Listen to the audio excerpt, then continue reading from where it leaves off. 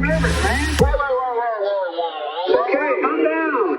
You wrote a great piece called Fascists in Our Midst. Supreme Court rulings, including the overturning of Roe v. Wade, herald the ascendancy of Christian fascism in the United States. One of the many scary things about that piece is the fact that you go over some of the cases that the Supreme Court has decided recently that the media is not covering. It not only overturned Roe v. Wade, ending a constitutional right to an abortion, but ruled on June 21st that Maine may not exclude religious schools from a state tuition program. It has ruled that a Montana state program to support private schools must include religious schools. It ruled that a 40-foot cross could remain on state property in suburban Maryland. It upheld the Trump administration regulation allowing employers to deny birth control coverage to female employees on religious grounds. It ruled that employment discrimination laws do not apply to teachers at religious schools. I mean, there's more, but we don't have all day.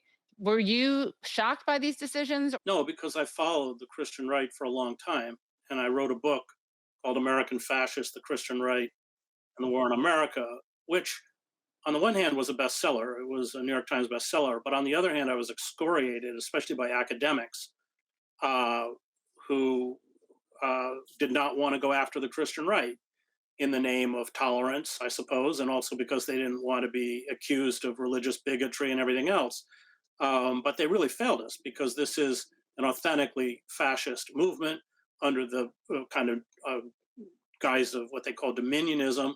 I come out of the church. My father was a minister. My mother was a seminary graduate. I, of course, graduated from the divinity school at Harvard. So I am maybe more acutely attuned to how these people distort the Bible to fit their ideology. But I also was really fortunate to study with a great theologian named James Luther Adams at Harvard, who at the time was 80.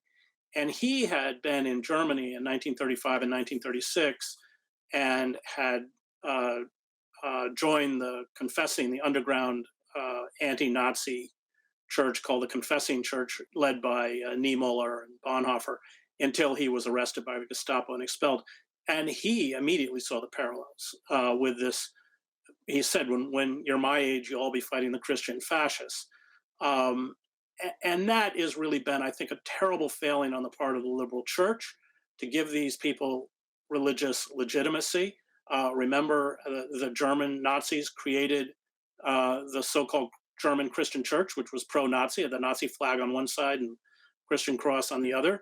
And that's really what these people have done. I mean, they have sacralized the worst elements of white supremacy, misogyny, imperialism, corporate capitalism, you name it, and built parallel institutions, which is what all fascist movements do: schools, universities, law schools, Patrick Henry Law School, its own media platform, its paramilitary groups, and I would include Eric Prince, the founder of Blackwater G, and he now sold it off. It's called Academy or something else. I don't know, but all of these, it's all there. And of course, the twin goals is to take over the judiciary and the organs of internal security. Well, they basically have the judiciary, and they are pushing through their agenda, and it's extremely frightening.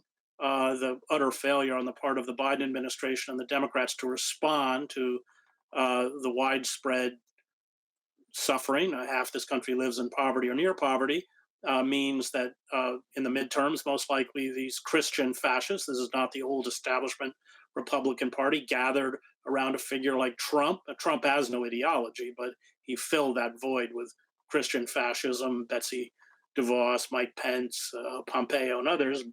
Barr is a member of this.